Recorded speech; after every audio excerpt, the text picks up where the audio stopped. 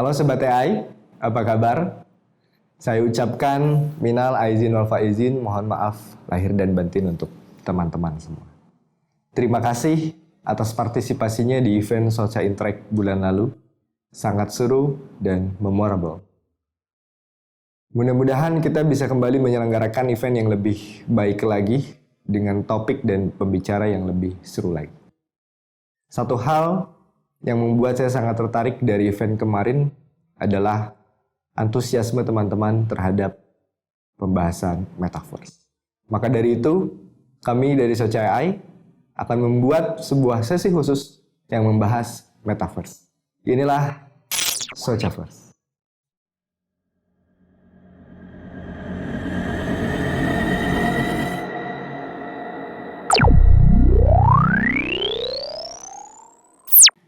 Saya akan membahas metaverse tidak hanya dari perspektif saya, tapi berdasarkan sebuah tulisan series yang sangat lengkap dan baik sekali yang ditulis oleh John Radoff.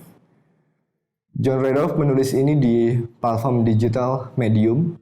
Itu sebuah banyak artikel bagus di situ di medium.com.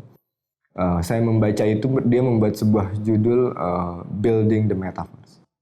Jadi saya akan mengangkat metaverse versi dari John Radoff dan dengan sedikit pemahaman yang saya coba simpulkan dari definisi metaverse itu sendiri. John Radoff menyebut bahwa metaverse adalah the next generation of internet, the new internet, democratized internet. Di mana kita bisa simpulkan bahwa metaverse sendiri berawal dari sebuah semangat membentuk satu dunia baru atau satu internet baru di mana kebebasan di situ menjadi milik pribadi, tidak menjadi milik satu kelompok tertentu atau satu institusi perusahaan tertentu. John Radoff menyebut bahwa the next generation of internet metaverse ini sudah saatnya tumbuh, sudah saatnya bangkit dan dengan tujuan membuat interaksi kita menjadi lebih baik lagi di dunia metaverse. Tapi saya akan coba buat beberapa bagian. Saya akan menjelaskan dengan beberapa bagian definisi dan komponen supaya terbentuknya menjadi metaverse itu seperti apa. Tapi sebelum saya pisahkan ke dalam beberapa bagian, ada 3 komponen penting yang membentuk sebuah metaverse atau istilah metaverse. Yang pertama adalah places, tempat, yang kedua contents, dan yang ketiga adalah experience atau pengalaman. Place atau tempat, kita bisa lihat bahwa metaverse sendiri saat ini sangat lekat dengan dunia 3D atau immersive world. 2 dimensi atau 3 dimensi. Nah, tempat yang dimaksud dari metaverse selanjutnya adalah 3 dimensi. Di mana kita demokratis, kita tidak perlu datang lagi ke tempat physical places. Benar-benar sudah virtual place. Kita tidak perlu menggunakan baju yang sama, rambut yang sama, pakaian yang sama. Kita bisa menjadi siapapun di dunia metaverse, di tempat itu, di immersive world itu. Nah, itulah salah satu dari semangat the next generation of internet places. Lalu contents yang saat ini sangat populer dan diminati di metaverse adalah games. Bagaimana kita lihat banyak perusahaan games membawa gimmick metaverse dan mereka sangat sukses. Dengan kita mendengar lagi sebuah idiom atau istilah baru seperti play to earn, bagaimana games sudah bersinkronisasi atau berintegrasi dengan blockchain dan cryptocurrency sehingga ada istilah P2E atau play to earn. Bagaimana kita memainkan sebuah game dan kita dapat reward atau dapat poin ketika kita memainkan game itu. Selanjutnya, konten selanjutnya akan hits di dalam metaverse adalah entertainment dan commerce. Entertainment kita tahu bahwa sudah banyak konser-konser dibuat atau acara-acara event-event tertentu yang sifatnya hiburan dan sukses di dunia virtual. Kita tahu ada Justin Bieber, ada beberapa artis Hollywood lain yang sukses menggelar konser di dunia metaverse, termasuk Snoop Dogg dan lain-lain. Mungkin di Indonesia juga akan segera ke sana karena kita melihat ada semangat ke sana. Selanjutnya commerce, bagaimana nanti itu juga menjadi hal penting.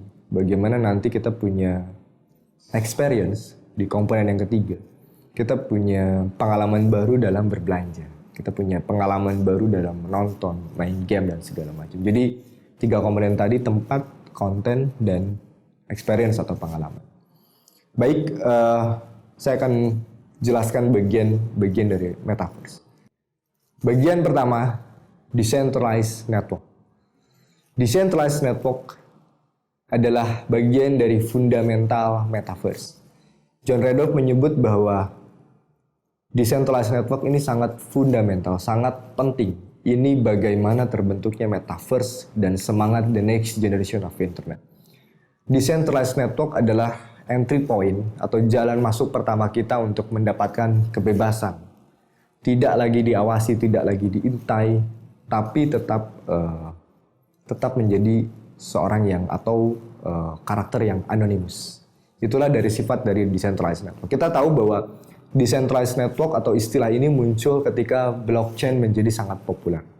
Blockchain dan smart contract yang dipopulerkan atau yang diciptakan oleh Ethereum atau ETH yang saat ini juga komunitasnya semakin besar, bahkan kembali menciptakan fenomena baru yaitu NFT atau non-fungible tokens. Bagian pertama dari metaverse yang sangat fundamental adalah decentralized network. Bagaimana blockchain crypto menjadi satu poin penting terbentuknya sebuah dunia baru. Tentunya itu juga menjadi dasar kita bagaimana satu ekosistem akan hidup di dunia baru itu.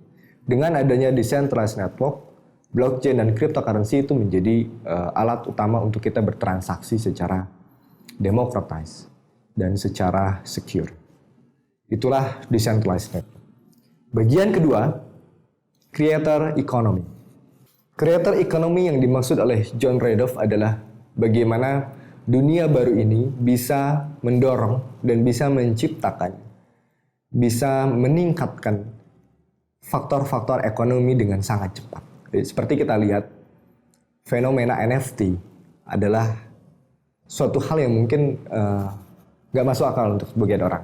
Termasuk untuk saya ketika pertama kali dengar apa itu NFT atau non-fungible tokens. Bagaimana dari digital art menjadi sesuatu yang sangat valuable. Ada satu artis atau satu desainer, Beeple Crab, yang mendapatkan puluhan juta dolar dari hasil karyanya menjual sebuah NFT. Tentunya ini menjadi satu fenomena baru untuk kita. Bagaimana ini yang John Redov sebut sebagai creator economy. Bagaimana nanti di metaverse atau kita bilangnya di Indonesia ada UKM dan UMKM. Nah, bayangkan jika nanti di metaverse kita bisa punya faktor ekonomi atau kita bisa menciptakan ekonomi baru di dunia metaverse. Tidak hanya membuat gorengan, tidak hanya membuat cemilan, tapi generasi-generasi selanjutnya akan semakin kreatif untuk membuat digital object atau virtual object atau anything sebut NFT lah. Kita bisa sebut NFT. Atau mungkin akan ada nanti suatu tren baru lagi selain dari NFT. Itu adalah bagian yang sangat penting juga dalam sebuah metaverse, creator economy. Lalu selain dari komoditas yang tadi saya sebutkan, itu menjadi satu komoditas, ya, bagaimana kripto dan beberapa barang atau beberapa objek virtual dan digital yang dijual di situ menjadi satu komoditas baru yang tentunya tidak perlu ada bentuk fisiknya, hanya perlu bentuk virtual dan ada satu komunitas atau antara pembeli dan penjual sudah meyakini bahwa ini sangat valuable. Itulah tren saat ini. Nah, kita juga melihat bahwa tentunya kreator ekonomi tidak hanya di bidang komoditasnya, tapi juga developers, bagaimana developers atau pengembang atau perusahaan-perusahaan IT atau coders bisa menciptakan sebuah teknologi yang mungkin mengenhance, meningkatkan atau enabling new features dan modul dan macam-macam yang bisa meningkatkan performa dari dunia metaverse itu sendiri. Kita tahu bahwa sekarang banyak sekali platform yang membantu para developers untuk menciptakan objek-objek 3D dan mengkonversi, atau intinya banyak sekali integrated development environment yang membantu kita untuk menciptakan satu terobosan yang bisa kita implementasikan di metaverse. Itulah yang dimaksud dengan creator economy oleh John Redov. Bagian ketiga, Bagian ketiga adalah human interface. Nah, ini menjadi satu yang sangat penting. Human interface adalah bagaimana kita sebagai human, sebagai manusia nanti berinteraksi di dunia metaverse. Kalau kita lihat apapun bisnisnya akan intinya kita akan berhubungan dengan manusia. Kita punya bisnis toko hewan, ya, toko pemandian atau apa istilahnya salon untuk hewan, makanan untuk hewan peliharaan dan lain-lain. Tapi yang datang kan manusianya sendiri, bukan kucingnya yang datang langsung ke toko hewan atau toko hewan peliharaan.